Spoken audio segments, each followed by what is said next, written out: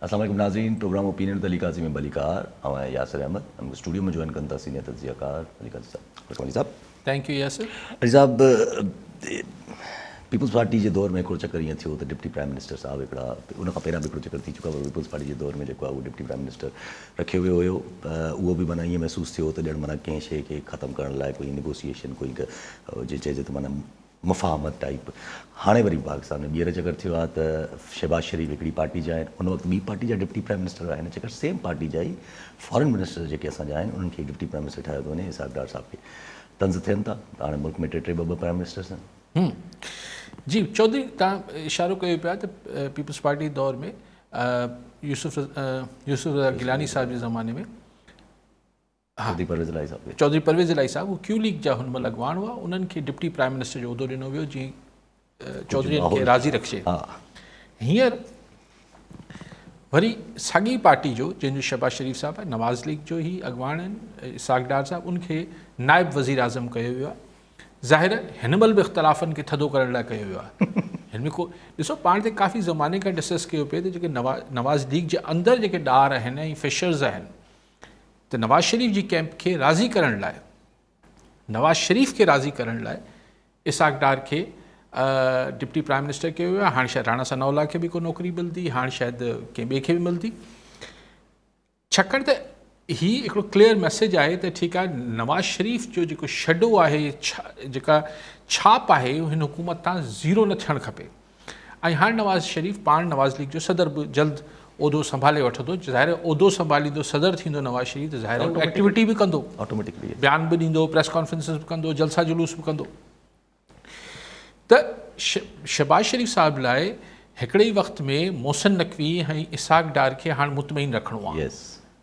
मोहसिन नक़वी जंहिंजो नुमाइंदो आहे सभिनी खे ख़बर आहे, ऐं इसाक़ डार साहब जंहिंजो नुमाइंदो आहे उहो बि सभिनी खे ख़बर आहे, ऐं शहबाज शरीफ़ अलाह जो बंदो आहे।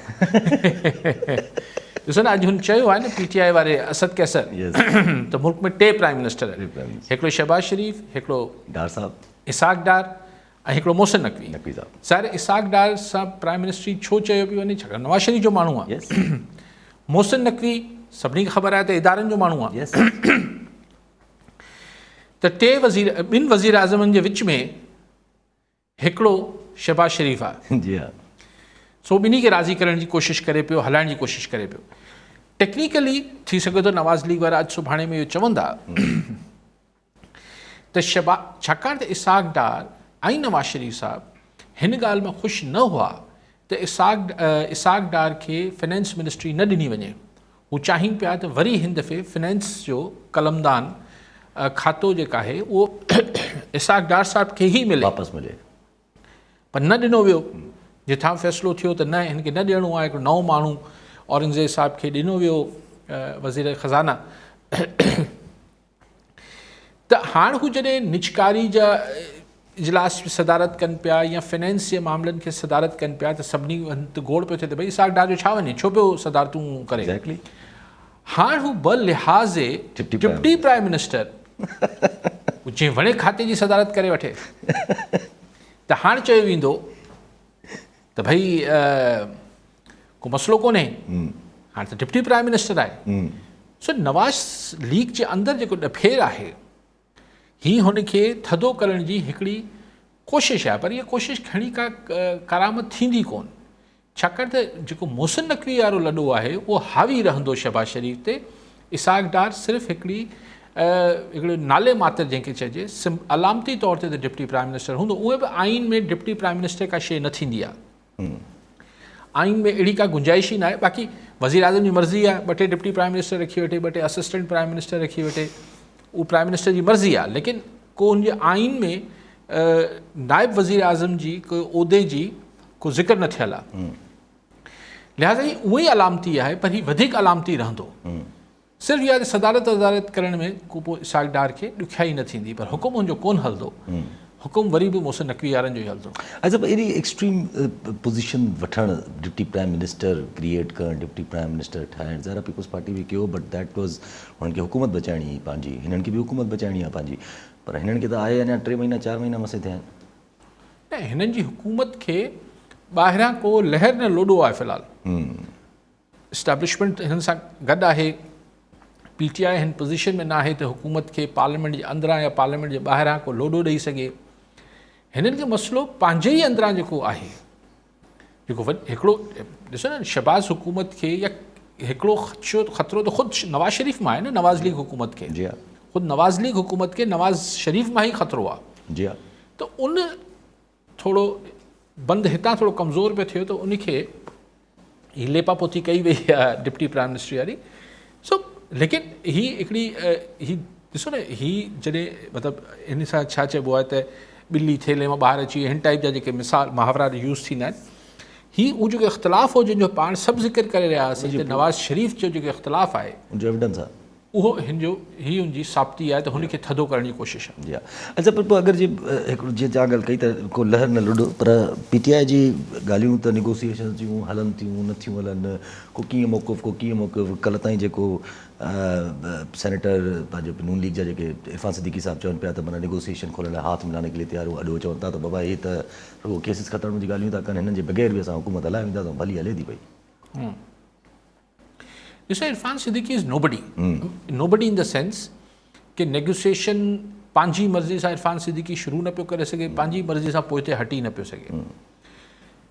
हू हीअ जेके ॻाल्हियूं थींदियूं बि, हीअ किथे ॿिए हंधि कंहिं ॿिए मुक़ाम ते थींदियूं। अॼु तव्हां ॿ बयान ॾिसो। जी हा, हिकिड़ो तव्हां ख़ुदि PTI जे बैरिस्टर गोहर जेको कल्ह ताईं चवंदो हो त न को ॻाल्हियूं न पियूं हलनि, असीं ओपनली ॻाल्हियूं, हाणे चए थो त पोइ PTI बानी ॿुधाईंदो त ॻाल्हियूं थियनि पियूं या न पियूं। छाकाणि त जेको बि माण्हू ख़ान खे सुञाणी,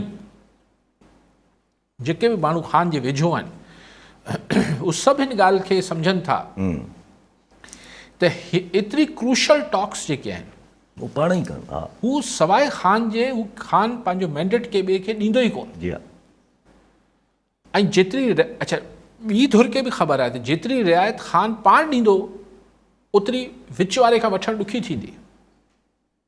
हीअ जेको छॾा थींदी आहे आख़िर में नेगोसिएशन्स में। ख़ुदि अॼु मोहसिन नक़वी खां पुछियो वियो त छा टॉक्स हलनि पियूं PTI सां, त हुन चयो त मूंखे ख़बर न आहे, मेरे इल्म में ऐसी कोई, मेरे इल्म में नहीं है। त मेरे इल्म में नहीं है मतिलबु हो भी सकती है। जी हा, त ॻाल्हि इहा आहे त आऊं हिन ॻाल्हि सां बिना कंहिं, इहा ॻाल्हि आऊं 2 महीननि खां 1.5 महीने खां चवां थो, बिना कंहिं इंफॉर्मेशन जे, बिना कंहिं मालूमात जे, आऊं पंहिंजी हिकिड़ी नंढड़ी अक़ुल ऐं सियासी मंतक ते चवां थो त इहे ॻाल्हियूं किथे न किथे कंहिं न कंहिं अंदाज़ में शुरू थी चुकी थी रहियूं आहिनि। कॉलर सां गॾु इरफान अली सीलरो शिदातकोट मां। जी सीलरो साहब, छा चवणु चाहींदा? सभ खां पहिरीं अस्सलाम वालेकुम अलीकाज साहब खे मुंहिंजो तरफ़ खां सलाम।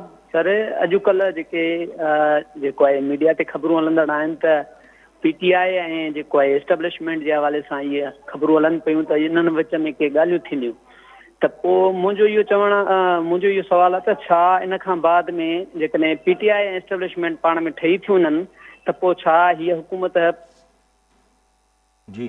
ऐं ॿियो सर मुंहिंजो सुवालु इहो आहे, छा सवाल हो? सवाल छा हो साईं? पहिरियों इहो सुवालु इहो आहे त साईं माना छा मुद्दो पूरो करे सघंदी पोइ हीअ हुकूमत, शहबाज़ हुकूमत, जेकॾहिं PTI ऐं एस्टेब्लिशमेंट पाण में ठही थियूं वञनि त?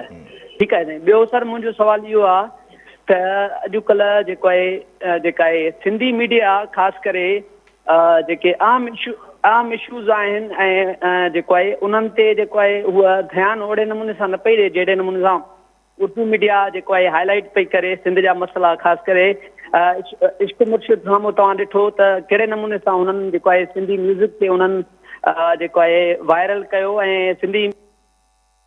ठीकु आहे साईं। सोहेल शेख कराची मां। जी शेख साहब, छा चवणु चाहींदा? यासिर तव्हांखे सलाम, कई साहब खे सलाम। मुंहिंजो इहो ई सुवालु आहे त मई जो महीनो केतिरो जेको मसइलो साबित थी थो हिननि जे लाइ? साईं रिपीट कजो साईं, थोरो तव्हांजो आवाज़ जेको आहे उहो कटिजी वियो। हेलो, जी जी, रिपीट कजो सवाल। चवां पियो त मई जो जेको महीनो आहे बानी PTI जे लाइ केतिरो मसइलो साबित थींदो, ऐं ॿियो इहो त डिप्टी प्राइम मिनिस्टर करण जी कहिड़ी ज़रूरत हुई?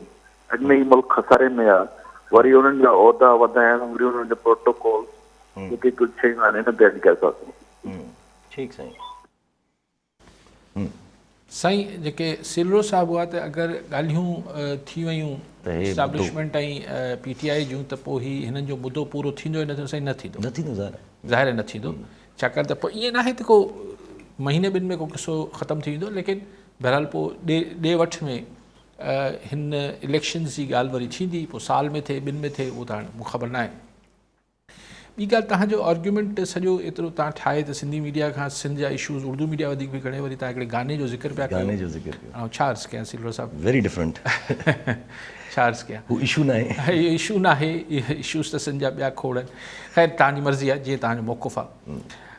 शेख साहिबु, मई जो महीनो ॾिसो, इहो आऊं ही कैलेंडर जा महीना कोशिशि कंदो आहियां त न ॻणियां, छाकाणि त पाण खे अगरि शेख साहिब खे यादि हुजे त अप्रैल जो महीनो चयो पियो वियो त बानी PTI वारो निकिरी ईंदो, ख़ुदि PTI वारा चई रहिया त अप्रैल में निकिरी ईंदो, ख़बर न आहे, हाणे चओ था मई में। ऐं इनखे महीननि में हफ़्तनि में क़ैद नथो करे सघिजे, या त तव्हां वटि ॼाण हुजे, मूं वटि को इन्फो न आहे, इंफॉर्मेशन न आहे, ऐं हिकिड़े कॉमन सेंस ते ॻाल्हायां पियो त ॻाल्हियूं थी रहियूं आहिनि, थी रहियूं हूंदियूं, मतिलबु ठीकु आहे, इहो मुंहिंजो कॉमन सेंस चए थो।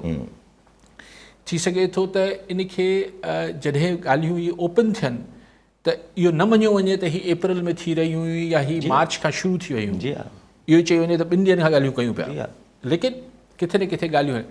हाणे जो नतीजो मई में निकिरंदो या जून में निकिरंदो, इहो शेख साहिबु मुंहिंजे लाइ अगथी करणु ॾुखी आहे, लेकिन बहरहाल जून में बजट बि आहे, लेकिन बजट सां हिन सां वास्तो न थियणु खपे, सो आउं हिन ते अगथी नथो करे सघां। ॿी ॻाल्हि साईं, डिप्टी प्राइम मिनिस्टर लाइ को अलॻि ऑफिस ऐं अलॻि को मरात न हूंदियूं आहिनि, छाकाणि त हीउ को आइनी उहिदो आहे कोन, तंहिं सां ख़र्चु कोन वधंदो, मिड़े थोरो नवाज़ शरीफ़ खे थोरो राज़ी रखण जी कोशिशि आहे। हाणे त मूंखे न पए त की नाराज़ थी चाइना त न वियो, कोन चाइना छो वेंदो, नाराज़ थींदो लंडन वापसि लंडन वेंदो। यस, कॉलर सां गॾु मोहसिन बेलार रानीपुर मां। जी बेलार साहिबु, छा में चाहींदा? यासर साईं, तव्हांखे सलाम, काज़ी साहिब खे सलाम। साईं काज़ी साहिबु, कणिक असांजी को कोन थो वठे, हिन हुकूमत PPF 15 साल ऐं 16 साल शुरू थियो आहे त माना ज़राअत खे हिननि बख़्श न कयो आहे। कणिक हींअर ओपन मार्केट में 3000 जे लाइ हिननि टोटल बारदानू मथे खपाए छॾियो आहे, वापारनि खे ॾेई छॾियो आहे। हींअर कणिक को वठण लाइ न आहे तयारु, हिननि जा उहे ढुल भरजनि नथा, भला चवनि त असांजे नथा भरजनि, असां सिंधी क़ौम सखी ऐं भला हिननि खे ॾेई छॾियऊं, भला इहो ई चवनि, इन ते थोरो ॻाल्हाइजो साईं। जी ठीकु आहे साईं। साईं कणिक जा मुल्की सतह ते 2 प्रॉब्लम थी पिया आहिनि। असां वटि सिंध में त ही हर साल जो किस्सो आहे, बिलार साहिबु को नई ॻाल्हि न आहे, तव्हां आबादगार आहियो, दिलि ते हथु रखी सची कयो, पोएं साल इहो मसइलो न हुजे, उनखां अॻु न हुजे। बारदानो विकिरो थींदो आहे, फूड डिपार्टमेंट असांजो गुज़ारो ई इन ते कंदो आहे, ऐं हीअ अरबे रुपयनि जी गेम आहे, हीअ को करोड़नि जी गेम न आहे। जी हा, थींदी आई आहे जॾहिं खां असां होश संभालियो आहे, घटि में घटि तॾहिं खां ॿुधूं था, हीअ बारदानो विकिरो पहिरीं घटि थींदो हो, वधंदो हाणे त 100 सैकड़ो, मतिलबु 100 सैकड़ो न, मतिलबु 80-90% विकिरो थींदो आहे, ठेका ॾिना वेंदा आहिनि, पोइ हुन खां रिकवरी थींदी आहे, पोइ जीअं थींदो आहे। पर हिन दफ़े पंजाब में ॿियनि हंधनि ते बि थियो आहे। सबबु इहो आहे जेको अॼु एहसन इक़बाल ॻाल्हि कई आहे, शायदि अॼु कई आहे, कल्ह कई आहे, त 30 लख टन 30 लाख टन जेके आहिनि पोइ हुकूमत में कणिक इम्पोर्ट कई हुई आहे। हाणे एहसन इक़बाल बि चए थो त जंहिं अफ़लातून इहा रिथाबंदी कई त हिकिड़े कणिक बम्पर फसल लही रही, नाबीन हो, अक़ुल खां माऊफ़ हो, को मतिलबु वीचारो छा हो जेको बि जंहिं बि इहो फ़ैसिलो कयो, पर आउं सम्झां थो त एॾो हुलूल जुलूल न हूंदो, एॾो को मथो जो ख़राबु न हूंदो, पैसा आहिनि ज़ाहिर आहे। हाणे चवंदा $1.5 अरब, $1.5 बिलियन जी इम्पोर्ट थी आहे, त $1.5 बिलियन जो मतिलबु अलाए केतिरा अरब अलाए केतिरा थी विया रुपयनि में। सो ज़ाहिर उन मां अगरि 20% जी बि कमीशन या किक बैक हूंदी त मतिलबु हुन कामोरनि जी या वज़ीरनि जी त ज़िंदगी संवरजी वई। त पर हाणे हिन जो को पुछाणो नथो थिए, ऐं हिन जो को हल ॿुधाइनि भई। हिकिड़ो त हुनखे मतिलबु हिन महिल ताईं एक्सपोज़ करे जिन्हनि बि इहो फ़ैसिलो कयो त भई हिकिड़ी बम्पर फसल असांजे मुल्क में लहे पई, तव्हां कीअं 30 लख टन जेको आहे इम्पोर्ट पिया कयो ॿाहिरां। पर हाणे हिकिड़ो त हुननि खे बिल्कुलु पर्चा दाख़िल थियणु खपनि, अरेस्ट थियणु खपनि, ऐं माण्हुनि जे साम्हूं आंदो वञे हुननि खे। ॿियो मसइलो इहो आहे त भला हाणे आहे त या तव्हां सरकारी तरह एक्सपोर्ट कयो, अगरि तव्हां ज़ाहिर हीअ त वठो न, या तव्हां सरकारी तरह एक्सपोर्ट कयो या स्मगलिंग कयो, उहो बि स्मगलिंग थींदी आहे, खोलियो बॉर्डर्स, माना अखियूं बंदि कयो, त जीअं हिते जे आबादगार खां त कणिक तव्हांखे वठणी आहे न, हाणे यानी लोकल लेवल ते करप्शन जी आहे, हा। बारदाणो नथो मिले, मिसमैनेजमेंट ऐं करप्शन आहे, हीउ हिकिड़ो मसइलो आहे। मुल्क में कणिक वाफ़िर आहे, उहो पार्को अलाए छा आहे, उन वटि त रखण लाइ कोन्हे, पास्को सॉरी, हुन वटि त रखण लाइ न आहे, गोडाउन्स में जॻह ई न आहे, त ख़रीदारी किथां करे? जी हा। सो अगरि हू हुकूमत चए थी त भई अगरि हींअर असीं ख़रीद कयूं त अवल त रखूं किथे, ऐं ॿी ॻाल्हि त अगरि हींअर वठणु वेंदासीं त ॾीवालियो निकिरी वेंदो सरकार जो, रेट जेको आहे उहो पाण ई डिसाइड कयो अथऊं न। पर ॻाल्हि इहो इहो ई मां जेको बार बार रोयां थो त हीउ त कणिक जो मसइलो आहे, बारदाणे जो आहे, सिंध में त सदाईं आहे, सदाबहार मसइलो आहे, सिंध में त करप्शन जे हवाले सां सदाबहार आहे। इहो ई पाण खे अक्सर फसलनि ते, चांवरनि लाइ, फुटी लाइ सभु इहो रोअणु थिए थो, छाकाणि त जेको मार्केट आहे उनखे को रेगुलेट करण लाइ तयारु न आहे। जेके इदारा रेगुलेट कनि था हिन खे उहे करप्ट आहिनि, उहो करप्ट आहिनि। यस। ऐं ॿी को प्रॉपर पॉलिसी नथी ठहे, को रिथाबंदी नथी थिए, जी हा। यार ही फसल सुठो लहे पियो, हिन लाइ हीअ अॻुवाट कजे, ही फसल ख़राबु पियो थिए, घटि पियो लहे, असांजी ज़रूरतनि घटि आहे, असीं अलाए छा था कयूं, इंतज़ार में आहियूं अलाए कहिड़ी शइ जी।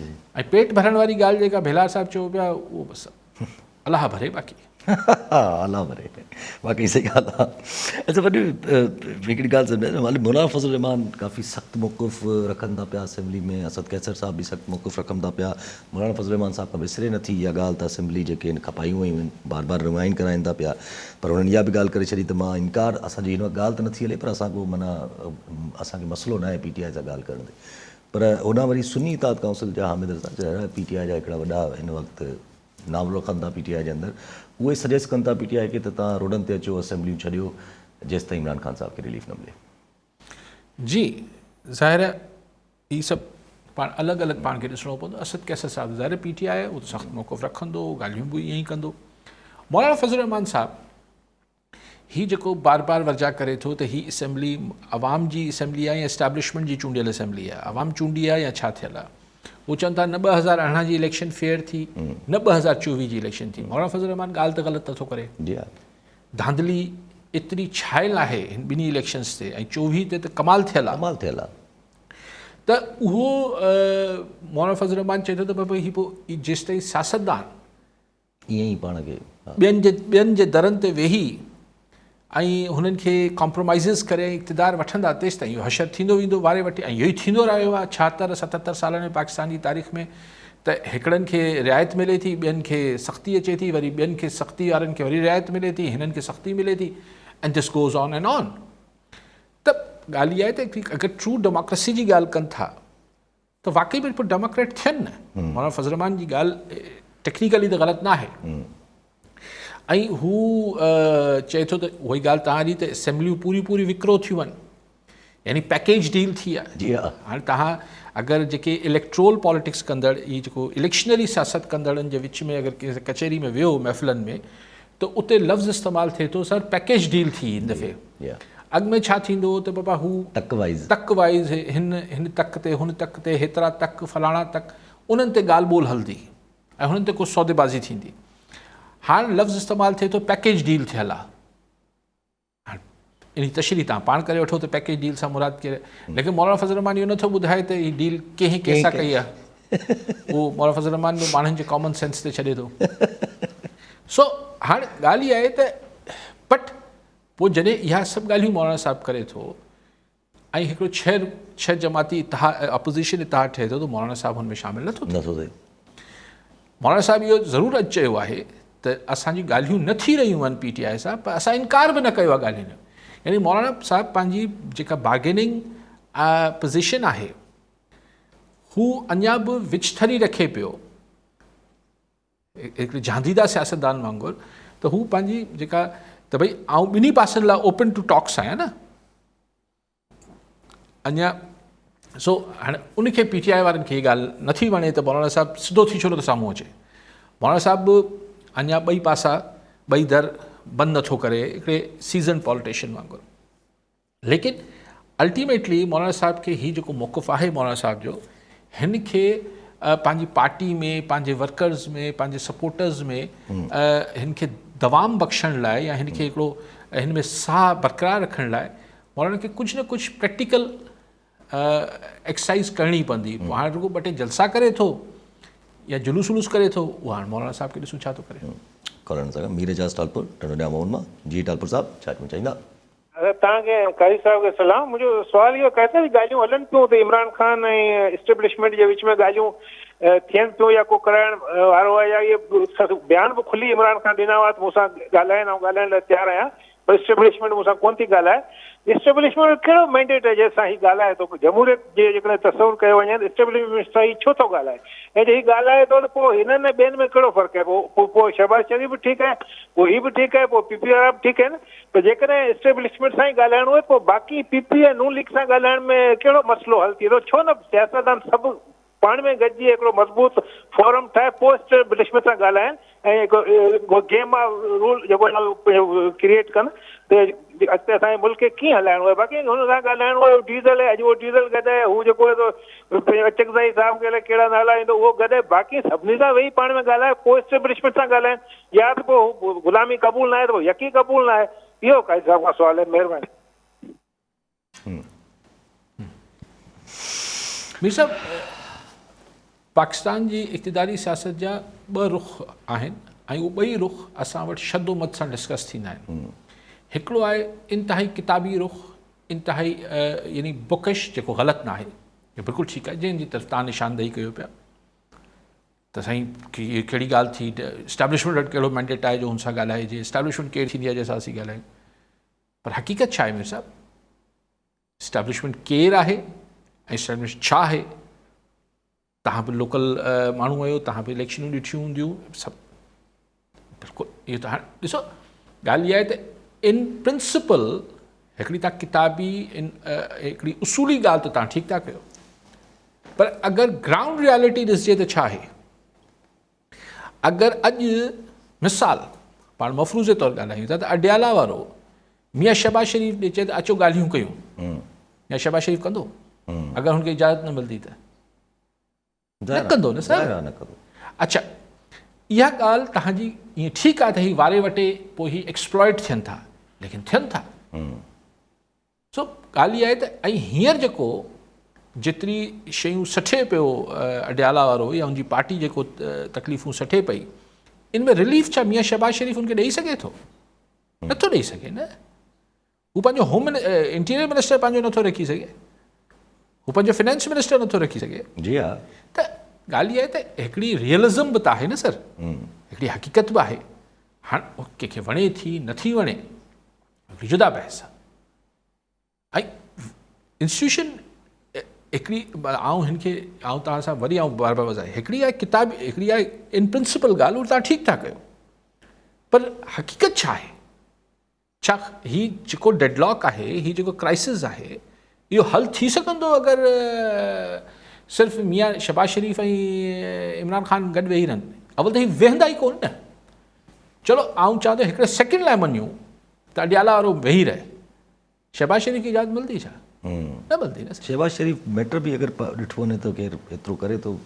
अच्छा, पोइ ॻाल्हि इहा आहे त माज़ी में इहो थींदो रहियो आहे, पोइ जंहिं ते हथु रखिजी वियो, कंहिं ज़माने में इहो थियो मुशर्रफ साहब जे ज़माने में, त हुन ज़माने में PTI एॾी वॾी पार्टी न हुई, त नवाज़ लीग ऐं पीपल्स पार्टी पाण में इतिहाद ठाहियो इन ई सोच सां त भई असीं इस्टेब्लिशमेंट सां न ॻाल्हाईंदासीं। पोइ जंहिंखे पहिरियों वारो लॻो उन ॻाल्हायो न, जंहिंखे पहिरियों मौक़ो मिलियो। जी हा, 2018 खां पहिरियों उनखे चवनि था साईं सियासत में सभु कुझु जाइज़ आहे। जी हा, politics is art of possibilities. पोइ इहे असांखे मुहावरा ॿुधणु मिलनि था साईं, जेके ज़मीनी हक़ीक़तनि ते करिणो पए थो। सही, पोइ असांखे इक़्तिदार छो न वठूं आहे साईं?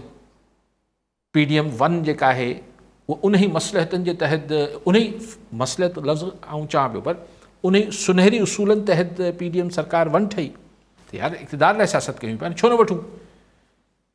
8 फरवरी जी ॻाल्हि धणियुनि खे बि ख़बर आहे, उहो बकौल मौलाना फज़ल रहमान, त जेके हाराए विया आहिनि उहे त परेशान आहिनि, जेके खटे विया आहिनि उहे पिणु परेशान आहिनि त असीं कीअं खटे विया आहियूं। जी हा, सभिनी खे ख़बर आहे 8 फरवरी 2024 ते छा इलेक्शन थिया, बट इक़्तिदार वरितऊं, इक़्तिदार में वेठा आहिनि, छाकाणि त इन ई सुनहरी उसूल ते कारबंद आहिनि त भई पावर गेम कयूं पिया, पावर गेम में पावर मिलणु खपे, पोइ जीअं मिली वियो। सो इहो बहस आहे जेको तव्हां ॿिन्ही पासनि ते करे सघो था त उसूली ॻाल्हि करणु खपे, न सही हक़ीक़त ज़मीनी हक़ीक़त मञणु खपे, ॿिन्ही पासनि ते तव्हां दलील ॾेई सघो था। अच्छा, पर नेगोसिएशन जेका पहिरां जेका थींदी हुई अगरि एस्टेब्लिशमेंट सां बेनज़ीर जे ज़माने में, ऐं हिननि जॾहिं हिकिड़ी पॉपुलर पॉलिटिक्स आहे तॾहिं नेगोसिएशन का न का अहिड़ी हूंदी हुई त माना लेट्स कम टू टर्म्स, माना ईअं न त जीअं तव्हां चओ उअं थींदो। हाणे त तक़रीबन ईअं आहे न। सर ॾिसो, political forces over the period कमज़ोर त थियूं आहिनि।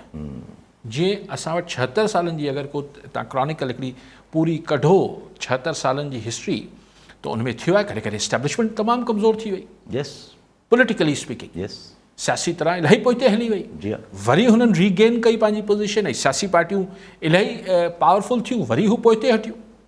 पर हिकिड़े वक़्त में नवाज़ शरीफ़ जेको आहे इहे बीठे पेर जेको आहे आर्मी चीफ जनरल करामत खे जेको आहे फ़ारक़ करे छॾियो, जहांगीर करामत खे, जहांगीर करामत खे। यस, हिकिड़े वक़्तनि में पोज़ीशन मज़बूत बि थी, ॿिए खे कोशिशि कयईं त वरी पोइ इहो ई थींदो रहियो आहे न। इहे अॻिते वधणु ऐं पोइते वधण सां ही असांजी 76 सालनि जी तारीख़ भरियल आहे। ख़ान अॼु खां 6 साल पहिरीं तव्हां वञो, जी हा, वधीक न, अॻो 50 साल या ॾहाके पुराणी ॻाल्हि नथो कयां, जस्ट गो बैक 6 years, तारीफ़ूं हूंदियूं। त ख़ान छा हो? जी हा, बस हुननि जे कुल्हनि ते हुननि जे आसिरे ते वेठल हो। हाँ, जैसे बोला गया, जैसे बोला जाएगा वैसे किया जाएगा। जी हा, अॼु 6 सालनि में हुन पंहिंजी पोज़ीशन डिफरेंट करे वरिती आहे। नवाज शरीफ 6 साल पहिरीं वोट खे इज़त ॾियो, डिफरेंट हो, अच्छे तो खैर वोट को ना दो या किसी को दो, मेरा क्या जाता है। त इहो हिकिड़ी तारीख़ आहे असांजी। अच्छा, पीटीआई ट्रेन मार्च भी शुरू करे ॾिनो आहे, जेको हल्के फुल्के लेवल ते शुरू आहे। पीटीआई जो सुनीता काउंसिल इहा सजेस्ट करे थी त असेंबली मां निकिरी अचो, छा पीटीआई हिन लेवल ते वेंदी? सर ही त जेको ट्रेन मार्च आई त ज़ाहिर आहे मज़ाक आहे, हिकिड़ी बोगी ते चढ़ी ऐं मार्च ट्रेन पई मार्च करे, पाण छा त मार्च, मतिलबु सिंध में हिकिड़ी अलॻि हिकिड़ो चैप्टर आहे जंहिं ते कई दफ़ा पाण ॻाल्हायो आहे त सिंध में ख़ासि तौर पे इंटीरियर सिंध में न पीटीआई वटि का लीडरशिप हुननि कॾहिं क्रिएट कई आहे, न नवाज़ लीग कई, न कई आहे, ॿिन्ही न कई। सो पोइ हाणे त बिल्कुलु ई नवाज़ लीग वरी हथ छंडे बीह रही, पर पीटीआई बि हाणे पीटीआई कहिड़ी लीडरशिप आहे सिंध में? पर कराची जे हद ताईं ठीकु आहे, इहे को ख़ासि पहिरीं बि केरु हूंदा, अली ज़ैदी ऐं अलाए छा हूंदा इहे। सो हाणे बि उहो ई आहे, मतिलबु हाणे को सिंध जी तरफ़ तवजा या थी सघे थो हिन दफ़े ख़ान निकिरे त मथां हिन पासे को ध्यानु ॾिए, न त सिंध में त फ़िलहालु त को पीटीआई जो मूंखे त कुझु बि नज़र नथो अचे। यानी लीडरशिप जे हवाले सां माण्हुनि में डेफिनेटली गुंजाइश आहे। दादू में रहंदड़ माण्हू बि आहे त इन ई पाकिस्तान जो रहंदड़ माण्हू न, या ठुल जो रहंदड़ या तलहार जो रहंदड़, उनखे फीलिंग त अचे थी, लेकिन हिते को सहड़ींदड़ उन पीटीआई वटि का टीम ई न आहे। कॉलर संग मास्टर गुलाम रसूल कुंबर सागर में जी कुंबर साहब छा चवणु चाहींदा? साईं अस्सलाम वालेकुम सर। वालेकुम सलाम। साईं जीअं त तव्हांजो तबसरो हले पियो धांधली ते हिन ते हुन ते, इहो जेको आहे सो सिंध हुकूमत जी पीपल्स पार्टी जी टे दफ़ा आई, पंजाब में 1-to-1 मुक़ाबिलो हो 18 में बि ऐं 24 में बि, ऐं सूबे सरहद में बि पीटीआई जी हुकूमत या उन्हनि जे आज़ाद उम्मीदवारनि जी हुकूमत अची वई। इस्टेब्लिशमेंट जे विच में कुझु करे या त पोइ सूबे सरहद में भला धांधली थी कोन थी, इन ते तबसरो कजो। ऐं ॿियो त एमरजेंसी नाफ़िज़ थी आहे वफ़ाक़ में, इन ते बि थोरो तबसरो कजो त इहो कीअं इम्प्लीमेंट थींदो।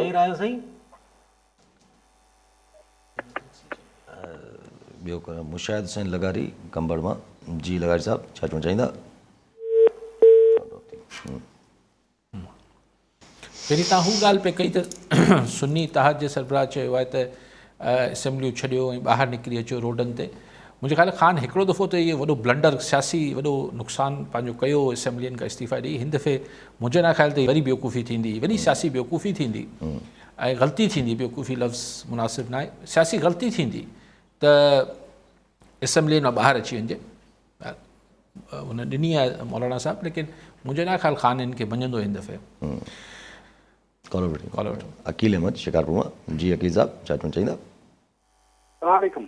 वालेकुम। असांजो अली काज़ी साहब जो सवाल आहे त निगरान हुकूमत में अफ़गान महाजरीन खे माना मुल्क मां या निकाली ॾिनी वई पे जेके माना गैर कानूनी माना दाख़िल थिया पाकिस्तान में हज़ारनि लखनि में, त उन्हनि खे नेकारी उन्हनि लाइ कैंप जो सिस्टम ठाहियो वियो। रोज़ हेडलाइंस में ईंदो त भाॼा एतिरा हज़ार वापसि विया, हेतिरा वापसि विया। हाणे वरी जॾहिं इलेक्शन थी आहे, हुकूमत चूंडिजी आई आहे, हाणे इहो सॼो ख़ामोशी थी वई आहे। इहो माना इन जा कहिड़ा कारण आहिनि? ऐं वरी उन्हनि जो मुदो को वधायो अथऊं 30 जून ताईं, माना पहिरियों को अप्रैल हुयो या मे बी अॼु अख़बार में लिखियलु हो, त इहो छाजे करे माना ख़ामोशी थी वञे, माना त उन्हनि जी नेकारी माना कंप्लीट नथी थिए कानूनी तौर ते। त ठीकु। अच्छा, पोइ कुंभर साहब हुआ सांगड़ मां शायदि? जी हाँ, सांगड़ मां। धांधली जी का ॻाल्हि कयूं। कुंभर साहब ॻाल्हि इहा आहे, तव्हां चयो त पोइ केपी में धांधली, सही ॾिसो सॼे मुल्क मां इहे रड़ियूं थियूं, किथे ज़ाहिर ख़्वाहिश त इहा न हूंदी त जेको हीउ रिज़ल्ट आयो आहे, जेको कराची में जीअं रिज़ल्ट आयो, असां त सांगड़ जी मूंखे ख़बर न आहे, कुंभर साहब ॿुधाईंदा, पर कराची में असांजे अखियुनि साम्हूं त पोलिंग स्टेशन ते माण्हू न लभे ऐं ॿिए ॾींहुं 1.5 लख वोट निकितल हुआ। पर पंजाब ऐं केपी में एतिरो उहो जेको धांधली जो प्लान आहे उहो एतिरो अमल न थी सघियो हुन ते। जी हाँ। सबबु इहो थी सघे थो, मूं इहो सुवाल जेको कुंभर साहब कयो, इहो कई माण्हुनि जे ज़हननि में अचे थो, मुंहिंजे ज़हन में बि अचे थो, ऐं मूं कई माण्हुनि खां पुछियो त उनमें ॿिया कई खोड़ फैक्टर्स हुआ त भई उते माण्हू मुख़्तलिफ़ आहे, माण्हू में पंजाब ऐं केपी जे माण्हू सां थोरो ॾुखियो आहे मामिलो करणु। लेकिन हिन खां अलावा हिकिड़ो फैक्टर हो त हुन धांधली जे प्लान खे जेको एग्ज़ीक्यूट करिणो हो, उहो त ज़ाहिर हेठी मशीनरी करे थी न। उहो पाण ख़ान जा हमदर्दी हुआ, हमदर्द हुआ, त उन्हनि दिलि सां उहे एग्ज़ीक्यूट ई न कयो। माण्हू खादियूं अलाए केतिरनि वीचारनि में बाक़ाइदा न्यूज़। ठीकु आहे। सो उहो अमल दरामद थी न सघियो। पोइ तकड़ में तव्हां ॾिसो त साईं कुंभर साहिबु इन करे पंजाब में शहर लाहौर शहर जा जेके रिज़ल्ट आहिनि उहे 48 कलाकनि खां पोइ आया पिए। उहो सबबु इहो हुयो त पोइ आख़िर में पूरो ज़ोर शोर लॻाए ही जेको बि हासिलु करे सघिया उहो हासिलु कयूं। सो धांधली त ज़ाहिर हर हंधि लाइ प्लान थियल हूंदी, पर हाणे किथे उहो चइबो आहे त बंदे जे मन में हिकिड़ी आहे, ऐं सो कॾहिं कॾहिं शयूं प्लान मूजिबि न बि थींदियूं आहिनि। ॿी शइ त अलाए छा सही, ॿी साईं अलाए छा इमरजेंसी आहे कुझु, इमरजेंसी त लॻल ई कोन्हे साईं। हा, हुनजी का ॻाल्हि। अच्छा, पोइ पांधी ॿ कॉल वठी वठूं। पांधी राजू बदीन मां। जी राजू साहब, छा चवणु चाहींदा? अस्सलाम वालेकुम। वालेकुम सलाम। सर, पांधी राजू बदीन खां पियो ॻाल्हायां। त सॼी पंजाब में घोड़ा लॻी पई आहे त कणिक जो रेट घटि आहे, कणिक जो रेट घटि आहे, माना सॼी जेकी फिट आहे सो कणिक खे लॻी पई आहे। बदीन ज़िले में असां डाल्टा पोखियो हो, जो असांखे ₹1,00,000 तक़रीबन 2 किलो ॿिचो ₹1,00,000 जो मिलियो, 14,500 रुपए जी DAP जी बोरियूं मिली हुई। हाणे असांखे जॾहिं डाल्टा लथो आहे त ₹4800 असांखां मण वठनि पिया ऐं 3 खां 4 किलो असांखां कट वठनि पिया। असांजो ज़ुल्म आहे ऐं अली गाज़ी खे चवंदा कि हिन जे लाइ कुझु आवाज़ उथियारे। ठीकु आहे साईं, ठीकु आहे। विच में कंहिं दोस्त फ़ोन कयो त अकील साहब छा अफ़गाननि जे लाइ त इहा ख़ामोशी, अफ़गानी ख़ामोशी छो थी अचे हिन सां? आउं इहे सम्झां थो त हीअ जेको पॉलिसी हुई इहो डायरेक्टली जुड़ियल आहे त अफ़गान तालिबान जेके आहिनि उहो उते TTP खे दहशतगर्द जेके बि तंज़ीमूं काबुल जी सरज़मीन इस्तेमालु कनि पियूं या अफ़गानिस्तान जी, उन्हनि ते हू थोरो रसो विझनि था, उन्हनि खे थोरो हथु विझनि था त असीं बि थोरो हथु हल्को कयूं था। हीअ असांजो हिकिड़ी तरीक़े सां हुननि खे प्रेशर करण जो टूल आहे। हीअ को असां को ईअं हा, अगरि हू न मुड़ंदा त पोइ असीं पूरो ज़ोर हणी कोशिशि कंदासीं कढण जी, न त अहिड़ी को असांखे बि को घणी हरूभरू लाचार न आहे त असीं हरूभरू कढी छॾियूं। त हीअ हिकिड़ो असां वटि हिकिड़ी शइ आहे जंहिं तां असीं काबुल हुकूमत खे थोरो सोड़ो कयूं। आर्म ट्विस्टिंग आहे हीअ। ॿियो हिन मां त ईअं न आहे त मूंखे इहो सबबु सम्झ में अचे। घणी कानियत न आहे। राजू साहब चवनि था त साईं बारदाणे ते ऐं कणिक जे अघ ते आवाज़ु खणो। केतिरो आवाज़ु निड़ी वेहिजी वई आहे साईं राजू साहब, घणी ॿुधनि ई कोन था, फ़र्क़ु ई नथो पए। जी हा। अच्छा, पंहिंजी हिकिड़ो ॻाल्हि कहिड़ो त कल्ह बि टुडी में असां डिस्कस कयोसीं त PTA पेमरा FIAIB हिकिड़े जज जे ख़िलाफ़ु जेको आहे उहा एप्लीकेशन दाख़िल करे छॾी जस्टिस बाबर सत्तार जे ख़िलाफ़ु। ऐं चयो वियो त जस्टिस बाबर सत्तार जेके आहिनि उहे इन ऑडियो लीक वारे केस खां डिफरेंट थी वञनि, छो जो जस्टिस बाबर सत्तार जस्टिस बाबर सत्तार जेको ऑडियो लीक्स वारे केस खां अलॻि थी वञनि, छो जो कॉन्फ्लिक्ट ऑफ इंटरेस्ट आहे हुननि जेको आहे एजेंसीज़ जे ख़िलाफ़ इल्ज़ाम हयो आहे। इंटरेस्टिंग आहे, जस्टिस बाबर सत्तार पाण ई उहा एप्लीकेशन ॿुधी, जस्टिस बाबर सत्तार रिक्यूज़ल न कयो, जस्टिस बाबर सत्तार 5 लख रुपए जो फाइन हणी छॾियो ऐं जस्टिस बाबर सत्तार DGIB खे घुराए जेको आहे उहो तौहीनी अदालत जो कंटेम्प्ट जी धमकी बि ॾिनी, चिता ॾिनो। छाकाणि त जस्टिस बाबर इहो चवणु चाहिनि पिया बाबर सत्तार त भई तव्हां त धोरी कोन आहियो न, मूं त असां अगरि ख़त लिखियो आहे त की ॿिए एजेंसी लाइ लिखियो आहे, त FIA वारा ही पैमरा वारा हिननि खे कहिड़ी लाचार आहे, हिननि सां मुंहिंजो कीअं कॉन्फ्लिक्ट ऑफ इंट्रस्ट थी वियो। ॻाल्हि त सही पियो करे, लेकिन हाणे उहा ॻाल्हि आहे, किताबी ॻाल्हि हिकिड़ी आहे ऐं एक्चुअल ॻाल्हि ॿी आहे। एग्ज़ैक्टली। लेकिन बाबर सत्तार जे पारां कल इस्लामाबाद हाई कोर्ट तर्जुमान बाक़ाइदा हिकिड़ी प्रेस रिलीज़ जारी कई। जी हा, त इहो मुहिम त ग़लति जेका मुहिम हले पई बाबर सत्तार साहिबु, जस्टिस बाबर सत्तार जे ख़िलाफ़, त भई हू अमरीकी शहरी या फलाना ढिमकाना ऐं जाइदादूं ठाहियूं आहिनि, त पूरी हिकिड़ी वज़ाहती press release Islamabad high court कढियो आहे त नो नाहे, सभु कूड़ी प्रोपेगेंडा आहे ही या हू आहे सोशल मीडिया ते। त यानी इहो थियो त इस्लामाबाद हाई कोर्ट हुन 6 जजनि जे ख़त लिखण खां, जंहिंमें ख़ुदि हिकिड़ो बाबर सत्तार साहिबु हो, हाणे उहो मतिलबु ईअं मीडिया जे फोरम ते बि, सोशल मीडिया खे बि काउंटर करण लाइ हुननि जो यानी प्रेस सेक्शन PRO बि एक्टिव थियो आहे। जी हा। दैट मीन्स कि जुडिशरी में जेको अॼु एतिज़ाज़ हसन बि चयो पियो त किथे न किथे हिकिड़ी सोच उभरी आहे त यार घणी थी, थोरो स्टैंड वठिजे। ऐं ॿुधो आहे त लाहौर हाई कोर्ट जा जज साहिबान बि को ख़त तयारु कनि पिया त हुननि जे कमनि में बि मेडलिंग थिए पई, मुदाख़लत थिए पई। 30 तारीख़ ते सुभाणे ॾिसूं त सुप्रीम कोर्ट जेको आहे उहो हिन केस में छा थी करे ऐं कीअं थी करे। सो हीउ जेको अदलिया में मुदाख़लत वारो मामिलो आहे, हाणे हिकिड़ो इशू त ठही वियो आहे। इहो हाणे हिन खे वापसि थेले में विझणु, हिन खे वाइंड अप हपशप करणु ॾुखियो आहे वक़्ती तौर ते। मे बी वक़्त सां गॾु इहो ॻाल्हि खे लहमटी कजे, पर हीअं ॾुखियो थो लॻे ऐं ईअं लॻे थो त जुडिशरी पंहिंजी जाइ वापसि वठण जी कोशिशि कंदी।